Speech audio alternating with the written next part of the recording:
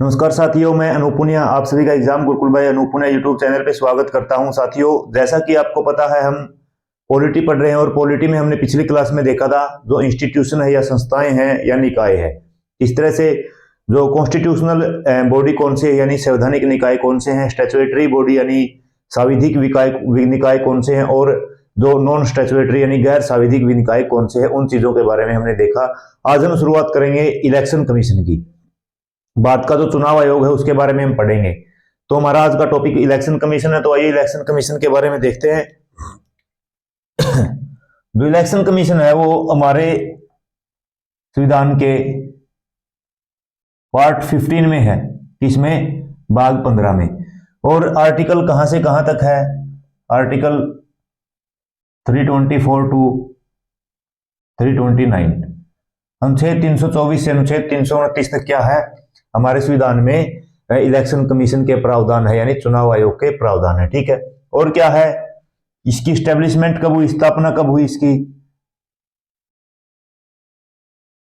Establishment यानी स्थापना 25 जनवरी 1950 को। कई बार फैक्चुअल क्वेश्चन आ जाते एग्जाम में। ठीक है, स्टैब्लिशमेंट कब हुई, 25 जनवरी 1950 को। ठीक है, और जो आपको पता है पिछली क्लास में भी देखा, इलेक्शन कमीशन क्या है, एक कॉन्स्टिट्यूशनल बॉडी है। क्या है ये, कॉन्स्टिट्यूशनल बॉडी है यानी संवैधानिक निकाय। और मैंने बताया था कॉन्स्टिट्यूशनल बॉडी कौन सी होती है, कॉन्स्टिट्यूशनल बॉडी वो होती है जिसकी स्थापना संविधान के द्वारा की जाती है, और उनमें संशोधन करना तो किसके द्वारा संशोधन किया जाता है, वो संशोधन किया जाता है संविधान संशोधन के द्वारा। ठीक है, तो कॉन्स्टिट्यूशनल बॉडी है, और ये क्या है, 3 मेंबरी बॉडी है, 3 मेंबर बॉडी, 3 सदस्यीय निकाय है ये। ऑल हैव सेम पावर,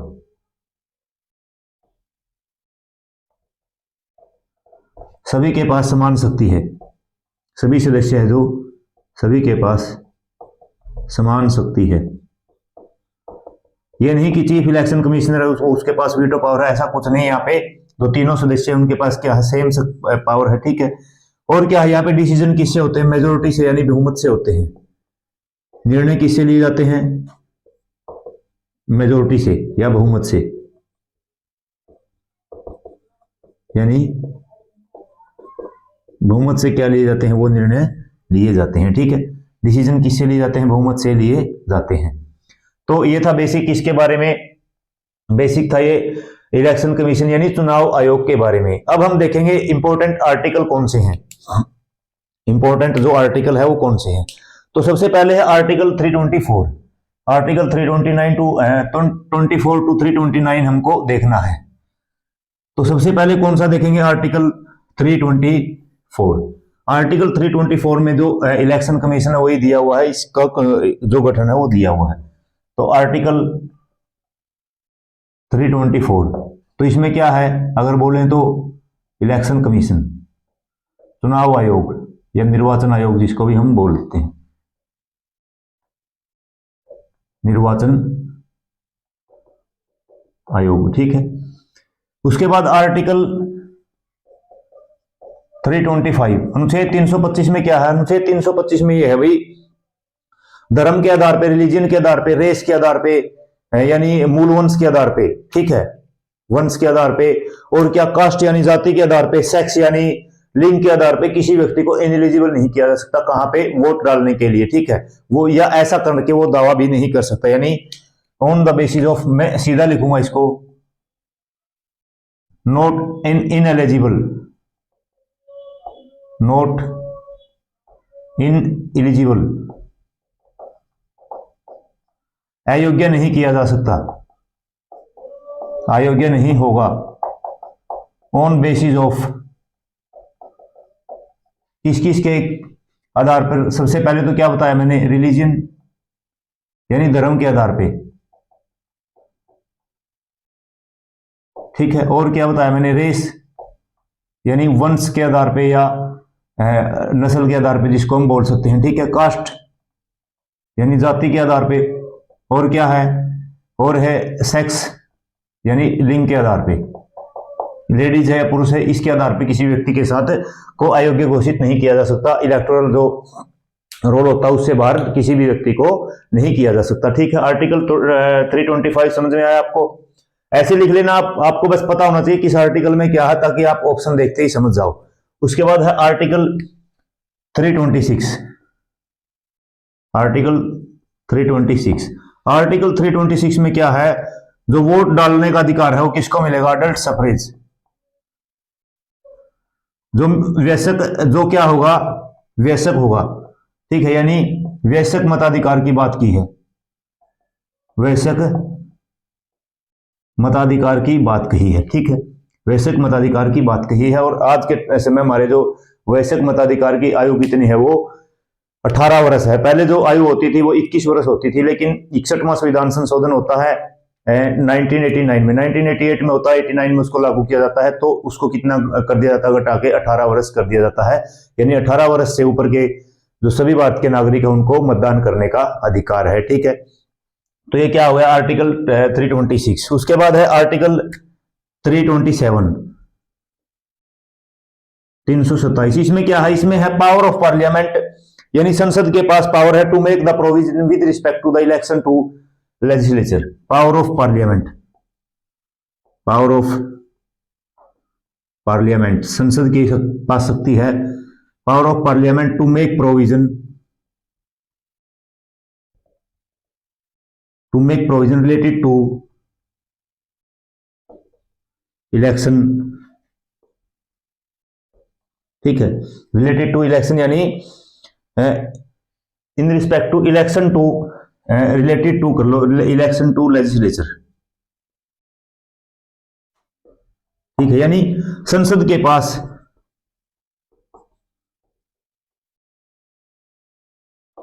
चुनाव संबंधी प्रावधान की पावर,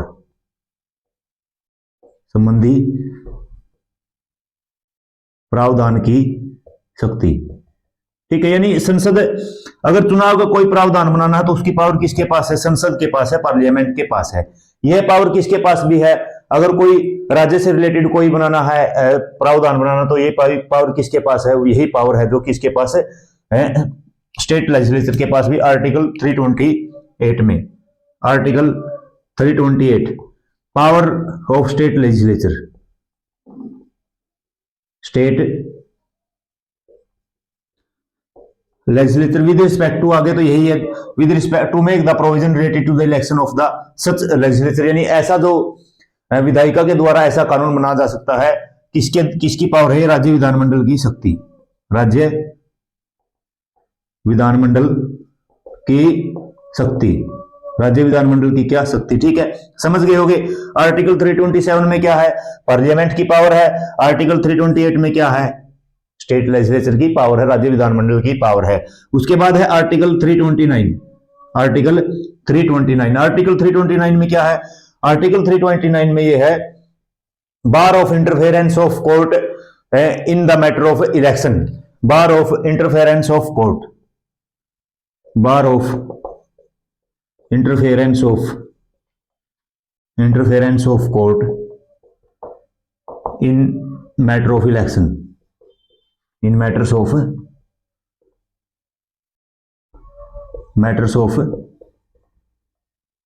इलेक्शन। ठीक है, यानी चुनाव के मामले में न्यायालय का हस्तक्षेप नहीं, हस्तक्षेप नहीं। ठीक है, तो ये आर्टिकल थे कौन से? ये आर्टिकल थे जो ये थे इलेक्शन कमीशन के। आर्टिकल 324 में तो क्या चुनाव आयोग दिया हुआ है। आर्टिकल 325 में क्या है? धर्म, वंश, जाति, लिंग के आधार पर किसी व्यक्ति को इलेक्टोरल रोल से बाहर नहीं किया जा सकता। ठीक है, यानी अयोग्य घोषित नहीं किया जा सकता। आर्टिकल 326 में क्या दिया हुआ? अडल्ट सफरेज यानी वयस्क मताधिकार। उसके बाद आर्टिकल 327 में क्या दिया हुआ? Power of parliament to make provision related to the election of to legislature, यानी संसद के पास चुनाव से संबंधित प्रावधान बनाने की शक्ति है। आर्टिकल 328 में यही पावर किसके पास है? राज्य विधानमंडल के पास भी है।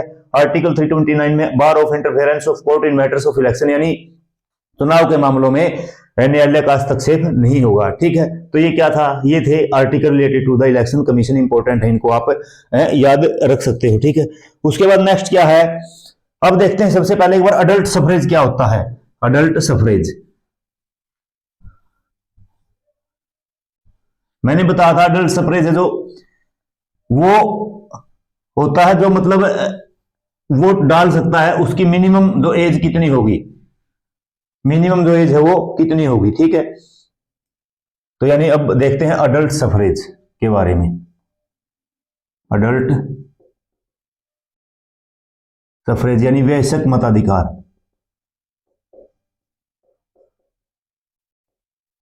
वयस्क मताधिकार, ठीक है, वयस्क जो मताधिकार है, ओरिजिनली हमारे संविधान में मताधिकार मतलब वोट डालने का जो अधिकार है, ओरिजिनली हमारे संविधान में 21 ईयर्स थी। ओरिजिनली मूल रूप से हमारे संविधान में कितनी थी, 21 ईयर्स, 21 वर्ष थी। कितनी थी, 21 वर्ष थी। लेकिन 61st कॉन्स्टिट्यूशनल अमेंडमेंट एक्ट, बहुत बार क्वेश्चन पूछा जा चुका है, 61वां संविधान संशोधन 1989 में जो वोट डालने की मताधिकार की जो आयु है वो कितनी कर दी, 18 ईयर्स, 18 साल कर दी। ठीक है, तो बहुत बार ये क्वेश्चन पूछा जाता है कि किस संविधान संशोधन में जो मताधिकार की आयु है वो 21 वर्ष से घटा के 18 वर्ष कर दी, तो कौन सा संविधान संशोधन था, 61वां संविधान संशोधन 1989 में कर दी। ठीक है, तो यह अडल्ट सफरेज का जो कॉन्सेप्ट है। उसके बाद नेक्स्ट क्या है, इलेक्शन कमीशन है जो, अब देखते हैं इलेक्शन कमीशन के बारे में। तो नेक्स्ट है इलेक्शन कमीशन। इलेक्शन कमीशन यानी चुनाव या निर्वाचन आयोग, और मैंने बताया था किसमें है ये, वैसे आर्टिकल 324 में इसका गठन की बात की हुई है। अब देखो मैंने ये बताया था जो इलेक्शन कमीशन है वो 3 मेंबरी बॉडी है, 3 मेंबर क्या है, बोर्ड है। तो इलेक्शन कमीशन क्या है, 3 मेंबर बोर्ड है, यानी 3 सदस्यीय निकाय है। क्या है, 3 सदस्यीय निकाय है। अब इसमें 3 सदस्य कौन कौन होंगे, एक तो होगा chief election commissioner, chief election commissioner, short में मैं लिखूंगा सीईसी, अब से इसको सीईसी, चीफ इलेक्शन कमिश्नर यानी मुख्य चुनाव निर्वाचन आयुक्त, मुख्य निर्वाचन आयुक्त। ठीक है, और 2 होंगे, ये तो हो गया एक तो क्या हो गया, चीफ इलेक्शन कमिश्नर, और 2 होंगे क्या, 2 होंगे other election commissioner, other election commissioner, यानी 2 हो गए अन्य निर्वाचन आयुक्त, अन्य निर्वाचन आयुक्त, इनको बोलेंगे ईसी, इलेक्शन कमिश्नर। ये है चीफ इलेक्शन कमिश्नर और ये क्या है, इलेक्शन कमिश्नर। ठीक है, तो देखो 3 मेंबर बोर्ड है, 3 सदस्यीय आयोग है, कौन, इलेक्शन कमीशन है जो आर्टिकल 324 में इसके गठन की बात की गई है। इसमें कौन कौन है, एक है मुख्य निर्वाचन आयुक्त यानी चीफ इलेक्शन कमिश्नर सीईसी, और 2 हैं अन्य निर्वाचन आयुक्त या other election commissioner, election commissioner को हम बोलेंगे ईसी। ठीक है, अब देखो जो इलेक्शन कमिश्नर है, ये जो 2 इलेक्शन कमिश्नर है, राष्ट्रपति है जो अगर चाहे तो इसको घटा के इनको हटा भी सकता है, चाहे तो इसको एक सदस्य कर सकता है, चाहे तो इसको जो इलेक्शन कमिश्नर है उसको एक जो सदस्यीय निकाय बना सकता है। तो यानी प्रेसिडेंट क्या है, प्रेसिडेंट है, इसको क्या कर सकते हैं, जो चीफ इलेक्शन कमिश्नर की पोस्ट है या ऑफिस है उसको क्रिएट भी कर सकते हैं, उसको अबोलिश भी कर सकते हैं। यानी ये क्या है, बाय प्रेसिडेंट, राष्ट्रपति द्वारा, राष्ट्रपति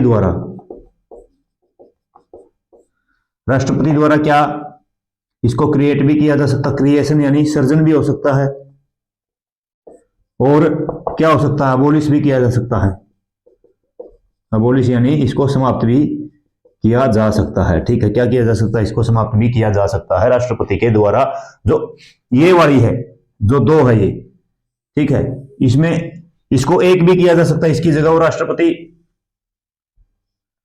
कर सकते हैं। ठीक है, तो समझ गए आप, इसके द्वारा, राष्ट्रपति के द्वारा इसका सर्जन यानी इसको पद को या बनाया भी जा सकता है, यानी सर्जन किया जा सकता है, और क्या किया जा सकता है, इसको अबॉलिश भी किया जा सकता है। जैसे ओरिजिनली हमारे संविधान में क्या था, वन मेंबरी बॉडी थी ओरिजिनली, वन मेंबर हुआ करता था हमारे, सॉरी संविधान में नहीं, इलेक्शन कमीशन में। उसके बाद 1989 में इसको 3 मेंबर बना दिया, 3 मेंबरी बॉडी बना दिया। 1990 में फिर 1 मेंबरी बॉडी बना दिया इसको, यानी जो एक सदस्य था उसको क्या कर, सॉरी जो 2 अदर इलेक्शन कमिश्नर थे उनको क्या कर दिया, हटा दिया।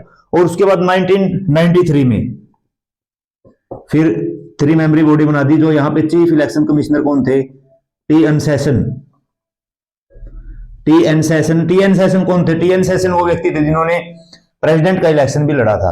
ठीक है, प्रेसिडेंट का इलेक्शन इन्होंने कंटेस्ट किया था। तो जो 1993 में 3 मेंबरी बॉडी इसको बना दिया गया था, और आज तक क्या है, 3 मेंबरी बॉडी है या 3 मेंबरी बोर्ड है। ठीक है, तो ये बात आपको समझ में आई होगी। अब देखते हैं जो अदर इलेक्शन कमिश्नर है इनकी नियुक्ति कैसे होती है, और जो चीफ इलेक्शन कमिश्नर है इनकी नियुक्ति कैसे होती है।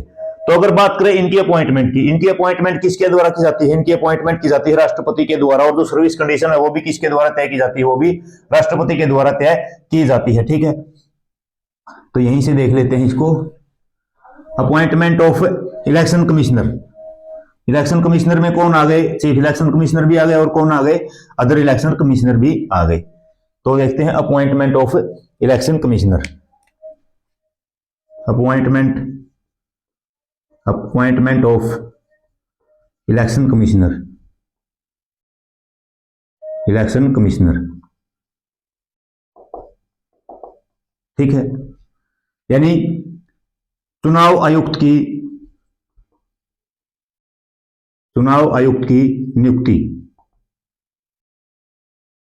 किसके द्वारा की जाएगी, बाय प्रेसिडेंट यानी राष्ट्रपति के द्वारा। ठीक है, किसके द्वारा, राष्ट्रपति के द्वारा। अब जो सर्विस एंड कंडीशन है इनकी, सर्विस कंडीशन भी किसके द्वारा तय की जाती है, सर्विस कंडीशन ये भी किसके द्वारा तय की जाती है, सेवा शर्तें किसके द्वारा तय की जाती है, ये भी तय की जाती है बाय प्रेसिडेंट यानी राष्ट्रपति के द्वारा। ठीक है, किसके द्वारा, राष्ट्रपति के द्वारा ये भी तय की जाती है। ठीक है, और अगर बात करें क्वालिफिकेशन की, इनकी क्वालिफिकेशन की अगर बात करें, यानी योग्यता की बात करें, तो योग्यता क्या है, इलेक्शन कमिश्नर के लिए कोई योग्यता नहीं है। क्या है, इलेक्शन कमिश्नर के लिए कोई योग्यता नहीं है। अगर बात करें कार्यकाल की, टर्म या कार्यकाल की बात करें, तो एज ऑफ 6 ईयर और 6 साल, और age of 65 years, whichever is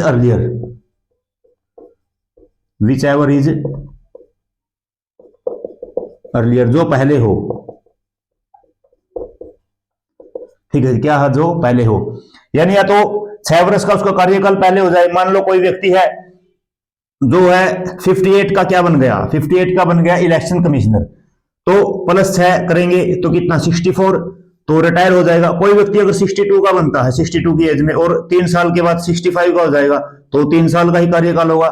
यानी या तो 6 वर्ष पहले पूरे हो जाए, या उसकी जो 65 ईयर्स ऑफ एज है वो पहले कंप्लीट हो जाए, तो क्या बनेगा, वो बनेगा इलेक्शन कमिश्नर। जो ये बात है विच एवर इज अर्लियर, ये 1972 से चली आ रही है। ठीक है, एक परंपरा चली आ रही है।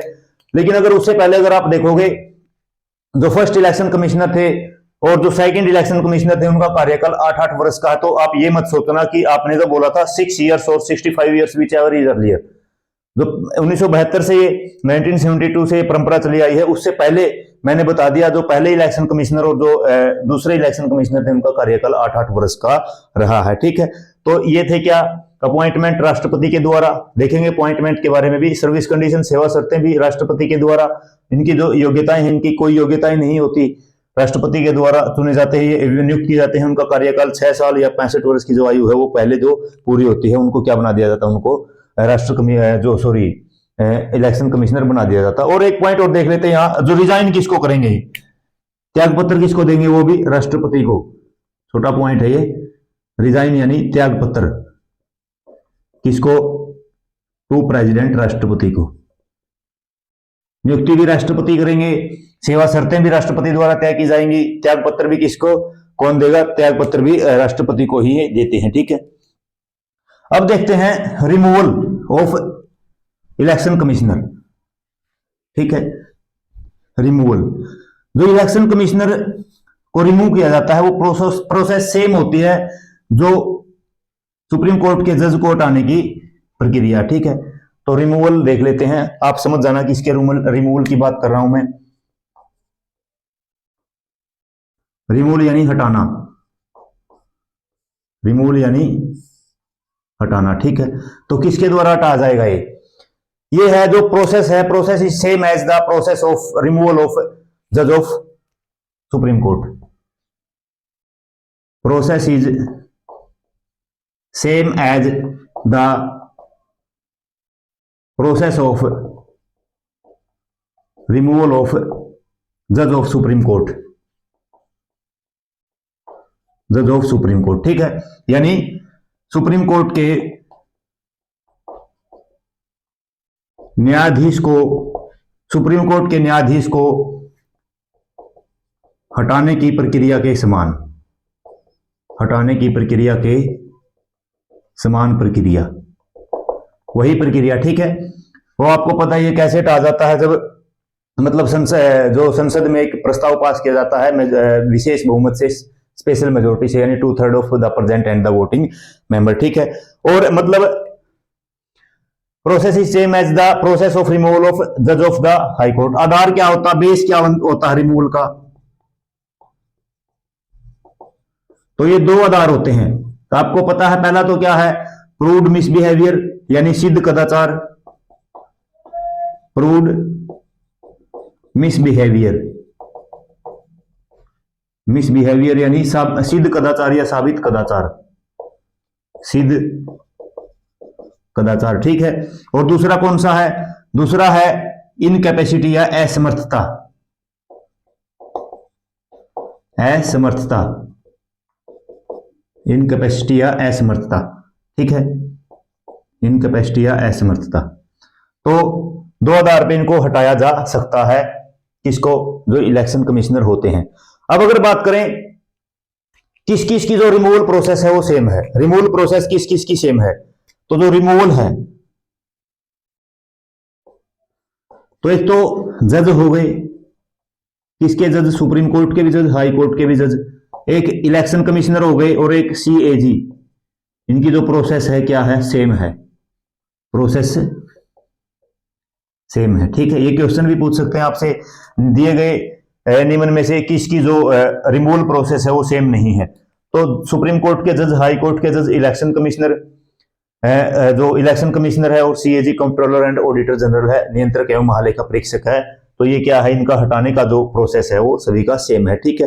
किसके द्वारा हटाया, कैसे हटाया जाता है, एक कैसे हटाया जाता है इसको देखो, जो रिजोल्यूशन है यानी प्रस्ताव है या संकल्प है,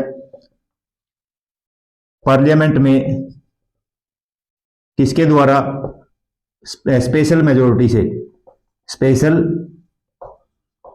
मेजोरिटी से यानी विशेष बहुमत से, विशेष बहुमत से, विशेष बहुमत कौन सा, 2/3 of present and voting plus half of total, ठीक है। 2/3 of present and voting plus half of total क्या है, इससे इसको जो सुप्रीम कोर्ट के जज हैं, हाई कोर्ट के जज हैं, इलेक्शन कमिश्नर है, और CAG controller and auditor general है, इनको हटाया जा सकता है। तो ये क्या थी, ये थी process of removal of election commissioner, ठीक है, process of removal of election commissioner. तो ये आपको समझ में आया होगा। तो देख लिया, इलेक्शन कमिश्नर को राष्ट्रपति अपॉइंट करते हैं, लेकिन हटाया किसके द्वारा जाता है, वो हटाया जाता है राष्ट्रपति, सॉरी, जो चीफ इलेक्शन कमिश्नर है वो हटाए जाते हैं किसके द्वारा, जो मैंने बताया, जो प्रोसेस है, जो सुप्रीम कोर्ट के जज को हटाने की प्रक्रिया है, चीफ इलेक्शन कमिश्नर, आप इसको लिख सकते हो क्या, चीफ इलेक्शन कमिश्नर, ठीक है। अब अगर इलेक्शन कमिश्नर को हटाना हो, इलेक्शन कमिश्नर को, रिमूवल ऑफ इलेक्शन कमिश्नर यहां लिख लो, इसका removal election commissioner, other election commissioner जो है, 2 अदर इलेक्शन कमिश्नर है, तो वो क्या है, on advice of election commissioner, chief election commissioner, advice of chief election commissioner. Chief election commissioner तो किससे हटाया जाता है, विशेष बहुमत से हटाया जाता है, यानी जो प्रोसेस है जज को हटाने की प्रक्रिया है, यानी चीफ इलेक्शन कमिश्नर मुख्य चुनाव आयुक्त के सलाह से, किससे, चीफ इलेक्शन कमिश्नर की सलाह से ये हटाया जाता है। ठीक है, अब देखो जो आपको पता ही है, यानी पद के दौरान, इलेक्शन कमिश्नर चुनाव आयुक्त के पद के दौरान जो उसकी सैलरी, वेतन है या उसके जो डिसएडवांटेज है, यानी अलाभकारी परिवर्तन नहीं किए जा सकते। ठीक है, ये पॉइंट आप नोट कर लो, अलाभकारी परिवर्तन उस दौरान नहीं किए जा सकते। और जो सैलरी है और जो यानी पावर है, सॉरी सैलरी है, अलाउंसेज है, वो किसके द्वारा वो तय किए जाते हैं, वो सेम होते हैं जज of high court, supreme court, sorry. तो यहां पे इनको सभी को लिख लो आप, सैलरी एंड अलाउंसेज है, सैलरी, वेतन, अलाउंसेज, भत्ते से सेम एज जज of supreme court, supreme court के जो जज हैं उनके समान होते हैं। ठीक है, ये पॉइंट आप नोट जरूर कर लेना, छोटे छोटे पॉइंट है ये, इनको नोट कर लेना। ठीक है, अब देखते हैं फंक्शन क्या है इलेक्शन कमिश्नर के। ये तो देख लिया भाई, इसमें क्या क्या होता है, इलेक्शन कमिश्नर होता है, चीफ इलेक्शन कमिश्नर होते हैं, कौन उनको अपॉइंट करता है, ये चीजें देख ली। अब देखते हैं फंक्शन क्या होते हैं। फंक्शन होते हैं, सबसे पहला फंक्शन तो क्या है इलेक्शन कमिश्नर का, भाई चुनाव ही करवाते हैं। अब चुनाव किस किस के, देखो जो फंक्शन होते हैं, पहला जो फंक्शन होता है वो होता है, यानी एक होता है एडमिनिस्ट्रेटिव फंक्शन, प्रशासनिक है जो कार्य करते हैं। प्रशासनिक कार्य कैसे करते हैं, जैसे प्रशासनिक कार्य करते हैं वो अपॉइंटमेंट वगैरह में, जो स्टाफ वगैरह होते हैं उनकी अपॉइंटमेंट वगैरह में। ठीक है, एडवाइजरी कार्य भी करते हैं, कैसे, जैसे किसी एमपी को हटाने की सलाह है वो ली जा सकती है इलेक्शन कमीशन से, किसी एमएलए एमएलसी को हटाने की सलाह ली जा सकती है, एडवाइजरी कार्य भी जो फंक्शन हो गए, सलाहकारी फंक्शन भी हो गए। और क्वासी जुडिशियल, मैंने मतलब उनकी क्वालिफिकेशंस को क्या करते हैं, वो डिसीजन लेते हैं, यानी जजमेंट देते हैं क्वालिफिकेशंस के ऊपर, मेंबर ऑफ पार्लियामेंट, एमपी और एमएलए और एमएलसी की। ठीक है, तो इस तरह से तो पावर एंड फंक्शंस देखते हैं, क्या देखेंगे, पावर एंड फंक्शंस किसके, इलेक्शन कमिश्नर के, पावर एंड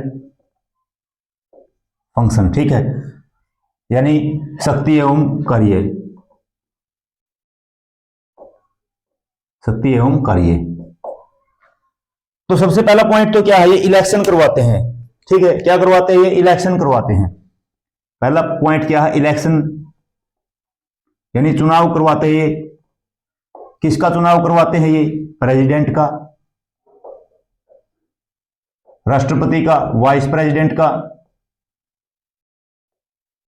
उपराष्ट्रपति का, पार्लियामेंट में का चुनाव करवाते हैं ये, पार्लियामेंट में लोकसभा का, पार्लियामेंट में राज्यसभा का। ठीक है, राज्यसभा में अप्रत्यक्ष चुनाव होता है। स्टेट लेजिस्लेचर, यानी राज्य विधानमंडल का, किसका, राज्य विधानमंडल, राज्य विधानमंडल में विधानसभा का भी चुनाव करवाते हैं ये। ठीक है, और विधान परिषद का भी ये चुनाव करवाते हैं, विधान परिषद का भी ये चुनाव करवाते हैं। ठीक है, तो पहला काम तो क्या हुआ है, चुनाव करवाते हैं। किस किस के चुनाव करवाते हैं, चुनाव करवाते हैं ये राष्ट्रपति का, उपराष्ट्रपति का, संसद में लोकसभा राज्यसभा का, राज्य विधानमंडल में विधानसभा विधान परिषद जिन राज्यों में होती है उनका चुनाव ये करवाते हैं। ठीक है, अब चुनाव में क्या करते हैं ये, जिस दिन से जो चुनाव की तिथि घोषित की जाती है उससे लेकर रिजल्ट तक जो सारा कार्य होता है उसका क्या करते हैं, सुपरिंटेंडेंस करते हैं, यानी उसकी जो बोले तो अधिरक्षण करते हैं, यानी उसकी देखरेख करते हैं, उसके ऊपर कंट्रोल, उसका नियंत्रण करते हैं और उसको में डायरेक्शन देते हैं, यानी दिशा निर्देश देते हैं, यानी ऑल फंक्शंस। तो इलेक्शन के क्या है, all functions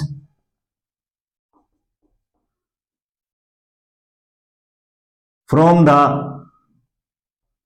date of election to result of election. ठीक है, यानी चुनाव की तिथि से लेकर चुनाव की तिथि से चुनाव के परिणाम तक क्या क्या करते हैं? सुपरिंटेंडेंस करते हैं,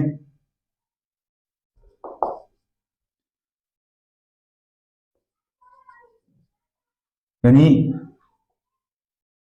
अधीक्षण करते हैं उसका, यानी देख रेख करते हैं। ठीक है, सुपरिंटेंडेंट्स यानी कंट्रोल करते हैं, क्या करते हैं यानी नियंत्रण भी करते हैं उनके ऊपर। ठीक है, और क्या करते हैं वो करते हैं डायरेक्शन भी देते हैं, क्या क्या करना चाहिए, दिशा निर्देश क्या करते हैं, दिशा निर्देश भी देते हैं। ठीक है, तो ये कार्य क्या है? ये पहला कार्य है किसका? अब देखो, जो पंचायत का और म्युनिसिपैलिटीज का इलेक्शन है वो स्टेट इलेक्शन कमीशन के द्वारा करवाया जाता है, लेकिन यहाँ पे जो इलेक्शन कमिश्नर है वो सिर्फ राज्य विधानसभा का भी चुनाव इलेक्शन कमीशन ऑफ इंडिया करवाता है। कई बार ये क्वेश्चन आ जाता है विधानसभा का चुनाव कौन करवाता है, तो आप सोचते हो कि विधानसभा स्टेट में होती है तो स्टेट इलेक्शन कमिश्नर, नहीं, ये भूल आप कभी मत करना।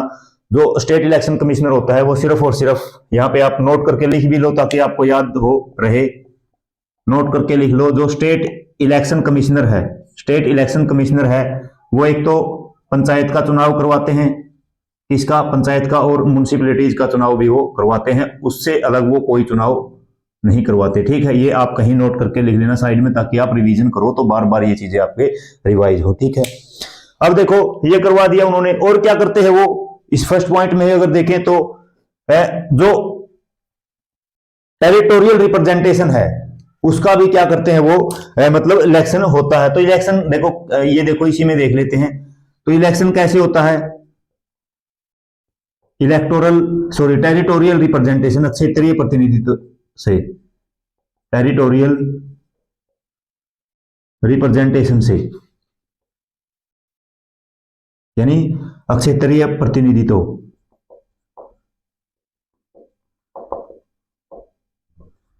क्षेत्रीय प्रतिनिधित्व से क्या होता है? चुनाव होता है, यानी एक कॉन्स्टिट्यूएंसी, एक निर्वाचन क्षेत्र से क्या होता है? एक मेंबर चुना जाता है, यानी वन कॉन्स्टिट्यूएंसी,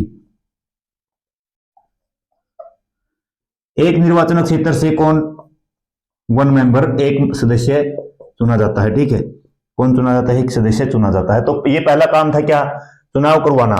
टेरिटोरियल रिप्रेजेंटेशन क्या होता है? जैसे आपके क्षेत्र में आप देखना, विधानसभा का एक अलग से टेरिटोरियल रिप्रेजेंटेशन होगा, एक एरिया है जो उसको बोल दिया हुआ दिस विधानसभा, बाई नेम बोल दिया हुआ दिस विधानसभा। ठीक है, जैसे लोकसभा में बात करें, वाराणसी लोकसभा, जो वाराणसी का एरिया उसको एक लोकसभा की क्या कर दिया? एक लोकसभा की निर्वाचन क्षेत्र उसको घोषित कर दिया। ठीक है, तो यानी एक कॉन्स्टिट्यूएंसी से, एक निर्वाचन क्षेत्र से एक सदस्य चुना जाता है। ठीक है, तो ये था इलेक्शन। पहला कार्य क्या है? पहला कार्य है इलेक्शन करवाते हैं। ये इलेक्शन भी बता दिया किस किसका, राष्ट्रपति का, उपराष्ट्रपति का, संसद में, राज्यसभा का, लोकसभा का, और राज्य विधानमंडल में जो विधानसभा का और विधान परिषद का चुनाव करवाते हैं। उसके बाद अब देखो ये जो कॉन्स्टिट्यूएंसी है, अब कॉन्स्टिट्यूएंसी का जो निर्धारण कैसे होगा? तो सेकंड काम क्या है? डिटरमाइन द लेजिस्लेचर कॉन्स्टिट्यूएंट, जो कॉन्स्टिट्यूएंसी, इलेक्टोरल कॉन्स्टिट्यूएंसी जिसको हम बोलते हैं। ठीक है, तो दूसरा काम क्या है? दूसरा काम है निर्वाचन क्षेत्र का निर्धारण करना।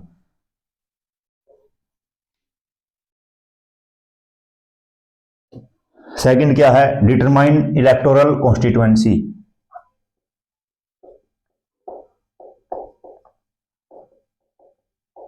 इलेक्टोरल कॉन्स्टिट्यूएंसी यानी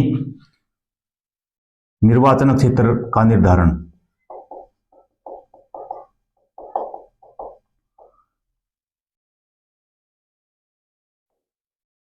ठीक है, निर्वाचन क्षेत्र का क्या करते हैं? निर्धारण करते हैं। जैसे हमारा इंडिया है, ठीक है, हमारा क्या है? हमारा देश है, एक रफ मैप बना रहा हूं मैं। ठीक है,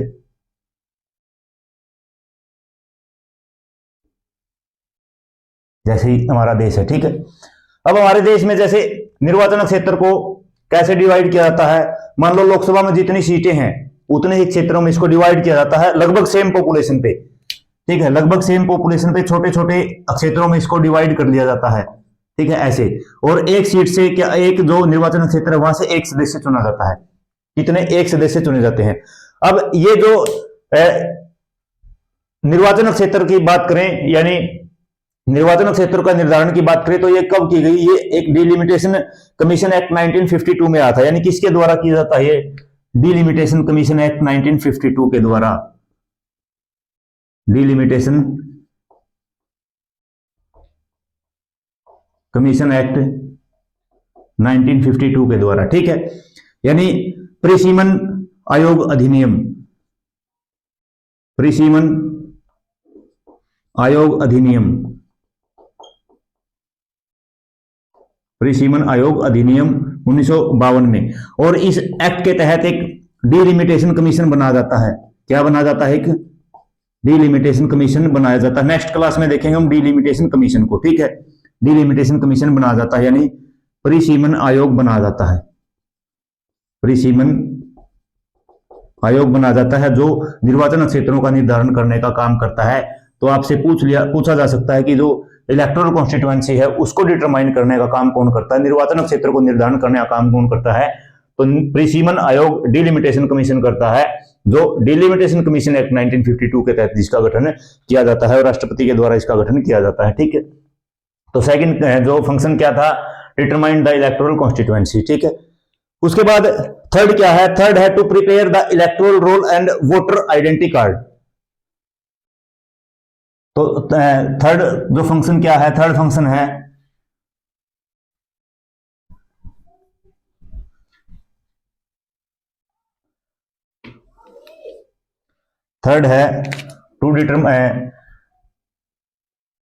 टू प्रिपेयर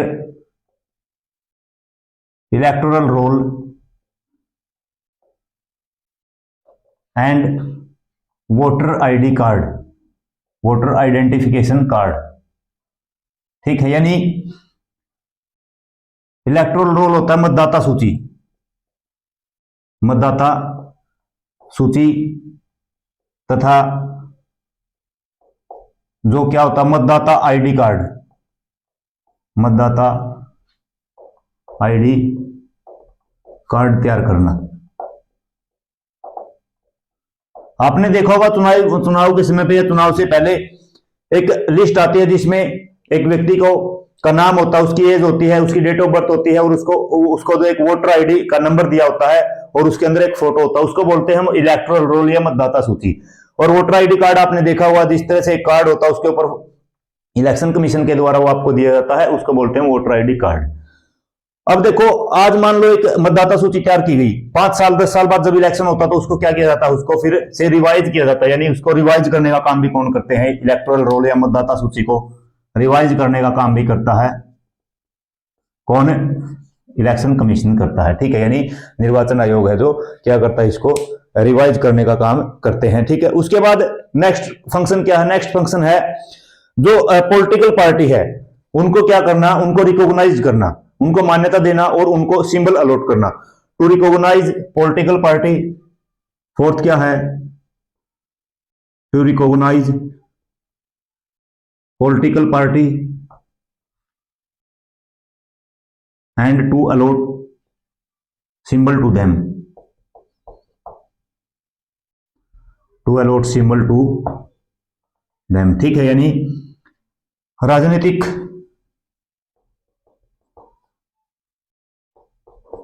दल को मान्यता देना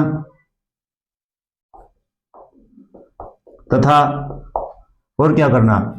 उनको चुनाव चिन्ह देना, चुनाव चिन्ह प्रदान करना, ठीक है। जिस तरह से आपको देखा होगा इंडियन नेशनल कांग्रेस का जो चुनाव चिन्ह क्या है? वो क्या है? पंजे का निशान है, ठीक है, हाथ के पंजे का निशान है। और जिस तरह से बीजेपी का क्या है? बीजेपी का है जिस तरह से फूल का जो कमल है वो है, ठीक है। और आपने देखा हुआ लगभग सभी पार्टियों के जो सिंबल्स हैं उनसे आप परिचित हो अच्छे तरीके से। अब देखो, पॉलिटिकल पार्टी कौन सी होती है? एक तो होती है नेशनल पॉलिटिकल जो पार्टी, और होती है रीजनल पार्टी। तो ये जो पॉलिटिकल पार्टी ही दो टाइप की होती है। एक तो होती है नेशनल पार्टी यानी राष्ट्रीय दल, राष्ट्रीय दल, और एक होता है रीजनल पार्टी यानी क्षेत्रीय दल। क्षेत्रीय दल जब कंडीशंस हैं, इतने परसेंट वोट, इतनी सीट लोकसभा में ले लेते हैं तो राष्ट्रीय पार्टी के रूप में, दल के रूप में बदल जाती है, यानी अक्षेत्रीय दल। ठीक है, अक्षेत्रीय दल। तो पार्टी है जो राष्ट्रीय दल अलग होते हैं, क्षेत्रीय दल अलग होते हैं। इसी तरह से चुनाव चिन्ह भी क्या है, दो प्रकार के होते हैं। एक होते हैं रिजर्व्ड, क्या होते हैं, ये होते हैं रिजर्व्ड यानी आरक्षित, ये मिलते हैं जो पॉलिटिकल पार्टी होती है उनको। और दूसरे होते हैं अनरिजर्व्ड यानी अनारक्षित, ये उनको मिलते हैं जो इंडिपेंडेंट क्या करते हैं, इंडिपेंडेंट चुनाव लड़ते हैं। ठीक है, तो जो चुनाव चिन्ह है और जो पॉलिटिकल पार्टी है उनको मान्यता देना और उनको सिंबल अलॉट करना, ये काम भी किसके द्वारा किया जाता है, ये काम भी किया जाता है जो इलेक्शन कमीशन के द्वारा। ठीक है, उसके बाद और क्या है, फिफ्थ पॉइंट है कोड ऑफ कंडक्ट लगाना, यानी आचार संहिता, आदर्श आचार संहिता लगाना, मॉडल कोड ऑफ कंडक्ट जिसको हम बोलते हैं MCC. Model code of conduct का मतलब क्या है, ये देखिए, वैसे तो कहीं इसके रूल वगैरह कहीं नहीं मिलेंगे आपको। मॉडल कोड ऑफ कंडक्ट है आचार संहिता, आज के दिनों में आपने देखा होगा जो लोकसभा के चुनाव है वो डिक्लेयर कर दिए गए, और जिस समय से इलेक्शन को डिक्लेयर कर दिया जाता है, उसकी डेट डिक्लेयर कर दी जाती है, उसी समय से मॉडल कोड ऑफ कंडक्ट क्या हो जाती है, लागू हो जाती है, आदर्श आचार संहिता लागू हो जाती है। तो नेक्स्ट पॉइंट क्या है, देख लेना कौन सा नंबर है, मॉडल कोड ऑफ कंडक्ट को लगाना, यानी आदर्श आचार संहिता, आदर्श आचार संहिता। आदर्श आचार संहिता से क्या मतलब है, ये कहीं लिखे हुए नहीं इसके रूल की, ये आदर्श आचार संहिता का रूल है। ये सभी पॉलिटिकल पार्टीज ने बैठ के एक सहमति बनाई कि ये काम हम नहीं करेंगे। ठीक है, जिससे क्या है, जो इलेक्शन है वो फ्री एंड फेयर हो। ठीक है, यानी निष्पक्ष रूप से चुनाव हो। कैसे, जैसे चुनाव के दौरान हम कोई भी कास्टिज्म वगैरह का सहारा नहीं लेंगे, जातिवाद का सहारा नहीं लेंगे, ताकि जो इलेक्शन है वो फेयर हो, बिल्कुल निष्पक्ष हो। ठीक है, जैसे चुनाव के समय हम धर्म का सहारा नहीं लेंगे। ठीक है, चुनाव के समय हम किसी भी प्रकार का पैसे वगैरह का यूज नहीं करेंगे, किसी भी प्रकार के अल्कोहलिक जो प्रोडक्ट है उनका यूज नहीं करेंगे। और चुनाव के दौरान जो टीमें गठित की जाती है, जो इनकी चेकिंग करती है कि कहीं पैसे की सप्लाई तो चुनाव में नहीं हो रही, कहीं शराब वगैरह की या जो दूसरे पदार्थ है उनका जो प्रयोग चुनाव में मत के लिए या वोट लेने के लिए तो नहीं प्रयोग किया जा रहा। तो इस तरह के जो रूल है वो मॉडल कोड ऑफ कंडक्ट में होते हैं, वो कहीं लिखे नहीं होते। बस ये सभी पॉलिटिकल पार्टीज की एक सहमति होती है, आपस में बैठ के उन्होंने सभी मुद्दों पर चर्चा की, और चर्चा करने के बाद क्या किया, जो मॉडल कोड ऑफ कंडक्ट की क्या बनाई, मॉडल कोड ऑफ कंडक्ट के रूल बनाए। ठीक है, और क्या है, और है इलेक्शन को कैंसिल भी कर सकते हैं। ये जो इलेक्शन कमीशन है, टू कैंसिल इलेक्शन, इलेक्शन को रद्द कर सकते हैं। ठीक है, चुनाव रद्द कर सकते हैं। कब, जैसे बूथ कैप्चरिंग हो जाए। बूथ कैप्चरिंग का मतलब क्या है, कोई एक दल के व्यक्ति है वो बूथ के ऊपर कब्जा कर ले और मतलब जो मतदान है वो फोर्सफुली मतदान करने लग जाए अपने दल के जो पक्ष में, तो उसको बोलते हैं बूथ कैप्चरिंग। ठीक है, अगर कहीं पे ज्यादा वायलेंस हो जाती है, हिंसा हो जाती है, या चुनाव में इरेगुलरिटीज देखी जाती है, तो अनियमितता देखी जाती है, तो इनमें क्या है, फिर इलेक्शन कमीशन क्या कर सकता है, इन केसों में चुनाव को रद्द भी कर सकते हैं। ठीक है, और क्या करते हैं, मिड टर्म इलेक्शन भी करवाते हैं। कौन, election commission. Mid term election, जिसको बाई इलेक्शन बोलते हैं, मध्यावधि चुनाव भी करवाते हैं। मध्यावधि चुनाव क्या है, जैसे कोई व्यक्ति रिजाइन कर दे, कोई मेंबर है पार्लियामेंट का या राज्य विधानसभा का, राज्य विधान परिषद का, अगर वो क्या कर दे, रिजाइन कर दे, उसकी डेथ हो जाए, कुछ भी कारण हो सकता है जिससे पोस्ट क्या है, जो मतलब उसकी सीट है वो खाली हो जाए, तो फिर क्या उसको बोलते हैं मध्यावधि चुनाव। और वो किसके द्वारा करवाए जाते हैं, वो इलेक्शन कमिश्नर के द्वारा करवाए जाते हैं। ठीक है, और क्या करते हैं ये मतलब जो यानी टीवी होते हैं, रेडियो होते हैं, उनके ऊपर अलॉट करते हैं, एक रोस्टर अलॉट करते हैं, उनको टाइम अलॉट करते हैं कि इस समय के लिए इस दल के जो एडवर्टाइजमेंट चलेंगे। ठीक है, इतना इंपॉर्टेंट भी नहीं है। उसके बाद और क्या है, जो इलेक्शन कमीशन है वो एक अपर लिमिट डिसाइड करते हैं कि कोई व्यक्ति चुनाव में इतना खर्च ज्यादा से ज्यादा कर सकते हैं। ठीक है, यानी to decide the upper limit of expenditure in election, to decide the upper limit of expenditure, upper limit of expenditure in election. चुनाव में जो ऊपरी सीमा है, खर्च की ऊपरी सीमा का निर्धारण करते हैं। चुनाव में खर्च की ऊपरी सीमा का निर्धारण, जैसे भी लोकसभा का इलेक्शन है तो इलेक्शन कमीशन बोल दिया कोई व्यक्ति 10 लाख से ज्यादा खर्च नहीं कर सकता, ठीक है। जैसे विधानसभा का तो बोल देंगे 5 लाख से ज्यादा कोई व्यक्ति खर्च नहीं कर सकता। तो इस तरह से क्या है, उसकी हाईएस्ट लिमिट जो है वो भी इलेक्शन कमीशन के द्वारा तय की जाती है, ठीक है। उसके बाद जो ये एडवाइस देता है इलेक्शन कमीशन, जहां पे प्रेसिडेंट रूल लगा हो 1 साल के बाद कि यहाँ पे जो इलेक्शन हो सकता है या नहीं। जिस तरह जम्मू एंड कश्मीर में आपने देखा हुआ बार बार जो इलेक्शन है उसकी जो प्रेसिडेंट रूल है उसको बढ़ा दिया गया, ठीक है। और वहां पे जो इलेक्शन है बहुत लंबे समय के बाद, मतलब जो चुनाव आयोग ने बहुत लंबे समय तक कोई ऐसी प्रतिक्रिया नहीं दी। यानी एडवाइस करते हैं, ये सलाह देते हैं कहां पे, एक प्रेसिडेंट रूल जहां पे लगा हो,